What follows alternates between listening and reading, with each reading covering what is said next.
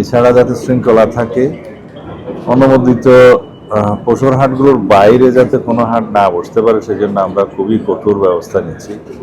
গতকালকে একটা নজরে আসার সাথে সাথে সেটা আমরা বন্ধ করার ব্যবস্থা নিয়েছি। এটা সম্ভবত মিরপুরে মেট্রো রেলের কোনো লাইনের নিচে হয়তো কেউ এরকম একটাও নিতে চেয়েছিল সুযোগ, সেটা সাথে সাথে বন্ধ করে দেওয়া হয়েছে।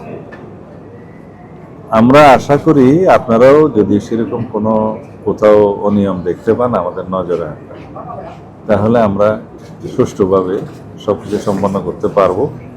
এর পরবর্তী সময়ে 24 ঘন্টার ভিতরে যাতে বর্জ্য সরানো যায় সেজন্য আমরা ব্যবস্থা নিয়েছি। সিটি কর্পোরেশনগুলো, জেলা প্রশাসন এবং অন্যান্য জায়গায় পৌরসভা সবাই ব্যবস্থা নিয়েছে এবং স্যানিটারি ব্যবস্থা যাতে সুচারুরূপে সম্পন্ন হয় সেই জন্য বিশেষ ব্যবস্থা নেওয়া হয়েছে এবার।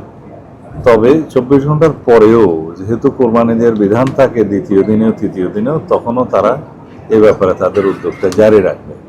তা আশা করি ইনশাআল্লাহ আমরা নিরাপদ ঈদ যাত্রা, নিরাপদভাবে সমস্ত ঈদের জামাত অনুষ্ঠান এবং নিরাপদভাবে যার যার কর্মস্থলে ফিরে আসা এই ব্যবস্থাগুলো করতে পারবো। ধন্যবাদ।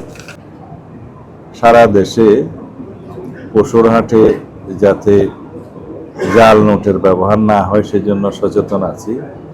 জাল নোট শনাক্তকারী অনেকগুলো মেশিন সেখানে আমাদের পক্ষ থেকে দেয়া হয়েছে, আর ব্যাংকের তরফ থেকেও দেওয়া হয়েছে। সেটা বাংলাদেশ ব্যাংক ব্যবস্থা করেছে, বিভিন্ন ব্যাংকের শাখা সমূহ সেখানে তৎপর আছে।